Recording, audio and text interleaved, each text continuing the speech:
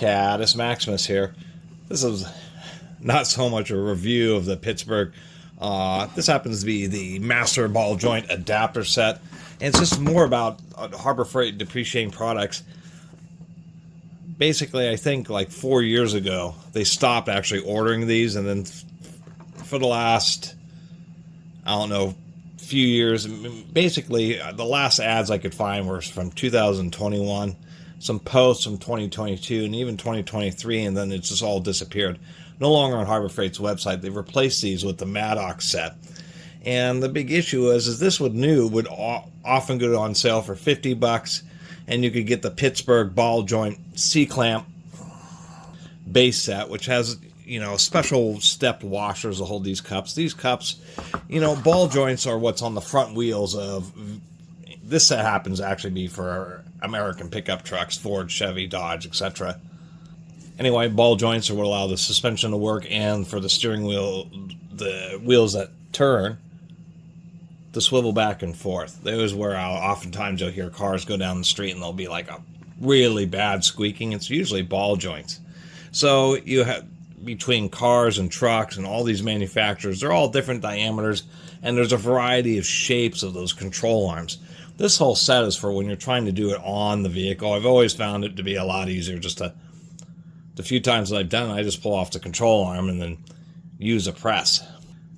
Because they're like a ball and socket with a stem that sticks through the control arm, you have these different collars in order for the clamp, like this would sit over a particular suspension piece where these two surfaces would engage, but it gives you some clearance. And then the C-clamp would push the ball joint up into this cup. The C-clamp would have a special washer that this sits in. Those things always get beat up.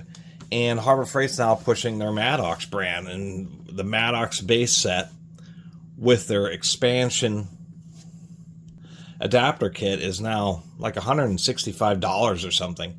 And they have their icon for like $230. And it's really unfortunate how Harbor Freight is throwing away the Pittsburgh, because it isn't a very good set, but it works generally well enough, especially for these adapters. I mean, this is like one of the adapters that was used. I don't even know if any of these others really were. I mean, who knows how old this set is. They had 6 different part numbers. Were selling the set for so long, but they decide, we're not going to sell the cheap stuff anymore. We're going to try to sell more and more expensive tools.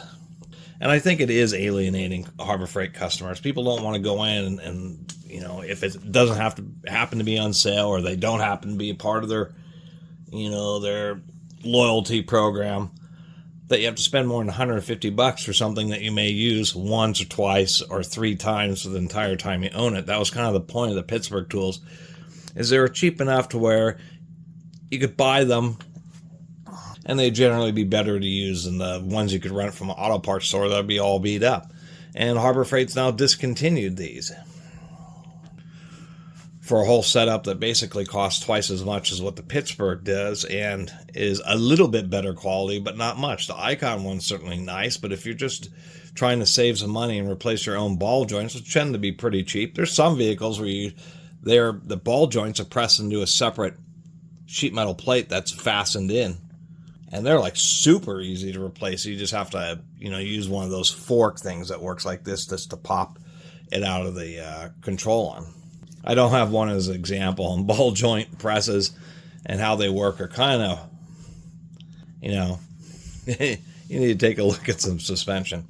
Anyway, I'm going to end this video here. This set was just fine. For me as a press, I got this at an estate sale for $20, and I was actually pretty stoked.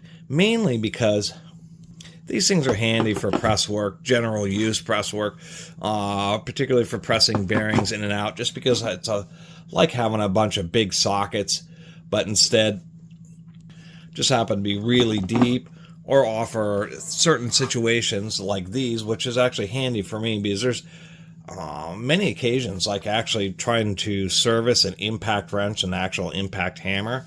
You have to press the whole hammer down against a really strong spring and then remove some ball bearings. And so cutaway cups like this, or like this, which has a razor sharp edge, allow you to press something down and then be able to reach in there with snap ring pliers or magnets or that type of thing. And it's not just for popping out. We also have these types of cups for actually pushing the new ball joint back in again.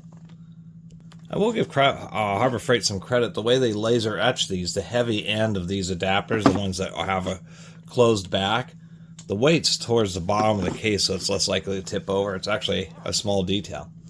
Anyway, I'm going to end my little ranty, blabbing video here. It's just a shame that this basic set, which isn't great quality steel or anything like that, but was cheap enough for a do-it-yourselfer to pick one up, be able to use it, and have it work, unless you have like just the most rusted in ball joints, would generally work for people.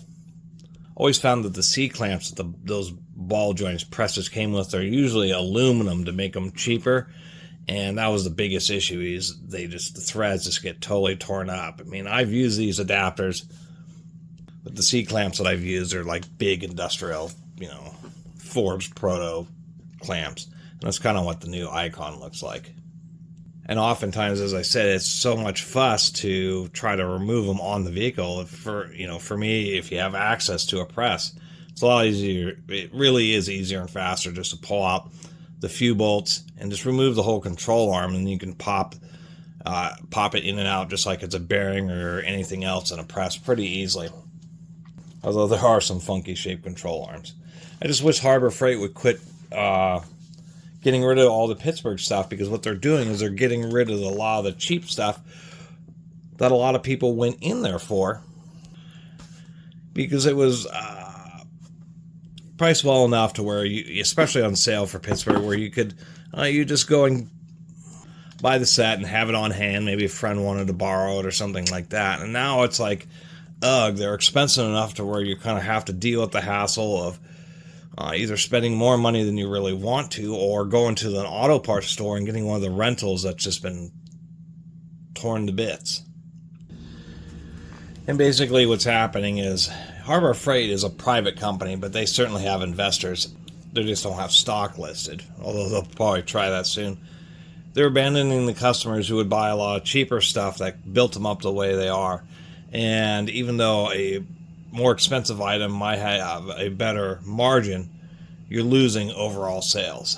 And that kind of causes this whole feedback loop where you think, well, we got to get more expensive and premium items to maintain the profit margins, because we're losing customers and must be due to inflation, etc. When a lot of those losses are just simply because you don't think it's, you're become so big that you don't think it's worth selling these cheaper sets like the Pittsburghs. And it's just unfortunate.